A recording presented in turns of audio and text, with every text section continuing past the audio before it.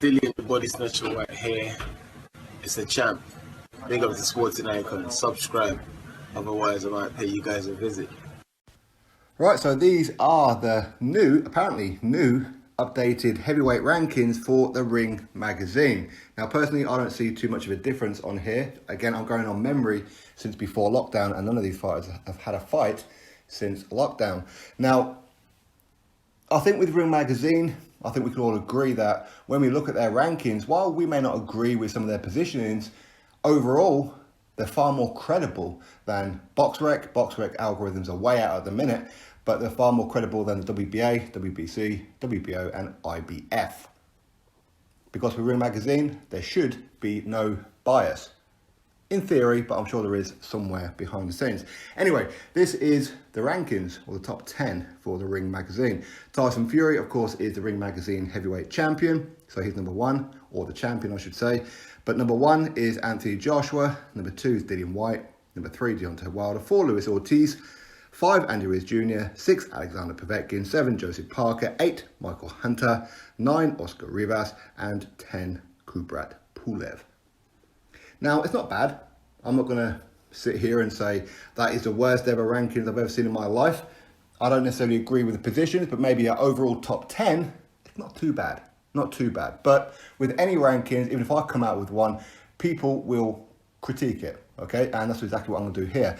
Now, 1, 2, and 3, or champion, then 1 and 2. So the top 3 in there, the British. Am I going to complain about that? Of course not. But for me, I think the biggest issue here is Luis Ortiz. He's a guy who hasn't defeated anybody of any great standard. Name me one person that he defeated. Maybe a Bryant Jennings. That wasn't a bad win back in the day, but again, Bryant Jennings, the fight before, come off of a loss against Vladimir Klitschko. So is that credible? Sure, it's credible, but it's not a great win, in my opinion. Luis Ortiz, he's got 2 losses on his resume. That's not bad. Nothing wrong with having 2 losses on your resume, but he got knocked out in both of them against the same guy. So he's never been a world champion, yet he's ranked above Andy Ruiz Jr., who also has the same 2 losses on his resume, but never been knocked out, and he's a former unified heavyweight champion.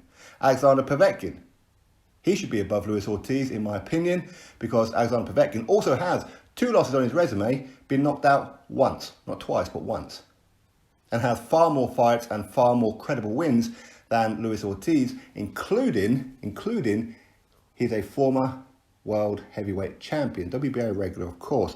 Joseph Parker as well should also be above Luis Ortiz. Parker also has 2 losses on his resume. Never been stopped. Former WBO world heavyweight champion. So I don't really agree that Luis Ortiz should be number 4. I don't disagree he should be in a top 10. There's an argument to be had that he shouldn't be, but I don't necessarily agree or disagree that he should be in the top 10. I don't agree with his number 4 position. I don't agree with that whatsoever. And of course, he has turned down multiple fights with the biggest one, Anthony Joshua, for 7 million, and he turned down 2 million for Dillian Whyte at the O2 Arena because he wanted to go fight on the Wilder Fury undercard in Los Angeles against Travis Kaufman. So he has a history of avoiding some big fights. But I think overall, when you look at it, it ain't too bad. Again, we could probably critique Oscar Rivas. He's had 2 step-up fights and lost one of them. He lost to Dillian Whyte, and his other step-up, if you can call it a step-up, was, again, Bryant Jennings, same guy that Luis Ortiz defeated. Oscar Rivas also knocked out Bryant Jennings. So should he be in the top 10? There's an argument to be had that maybe yes, maybe no. Kubra Pulev, he's only got 1 loss on his resume, and it was against a prime Vladimir Klitschko. And Kubra Pulev, he does have his upcoming fight with Anthony Joshua. We're still waiting on a date, venue, etc. for that one officially. But I think that, again, he hasn't really achieved or defeated a great number of opponents. He does have some pretty good wins. Of course, Derek Chisora, he's got on his resume. Hughie Fury, of course, he's got on his resume as well. And a couple of others. So he doesn't have a terrible resume, just that he doesn't really take on any real challenges. He doesn't fight against the best. He doesn't do that. So should he be in top 10? Arguably. Michael Hunter, of course, he was let go by Matchroom. In my opinion, that was a big mistake. That's the kind of decision that could come back and bite Eddie Hearn on the backside. Michael Hunter may not be the biggest ticket seller in the world, but he's a very credible fighter, in my opinion. Is he top 10? I'm not sure. Not sure.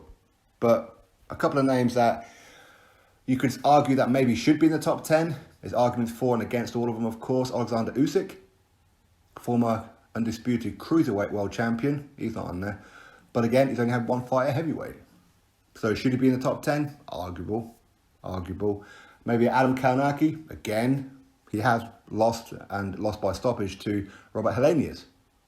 Maybe the argument to be had that maybe Robert Helenius should be in the top 10. I don't know.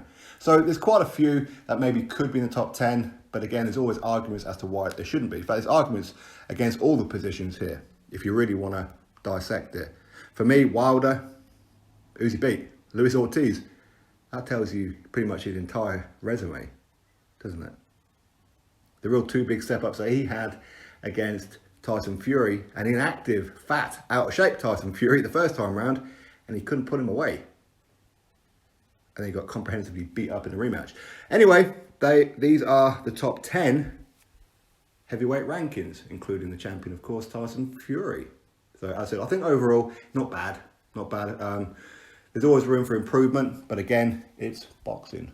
Everything is subjective, right? So anyway, drop your thoughts below about it, click thumbs up, subscribe. Catch you all in the next video.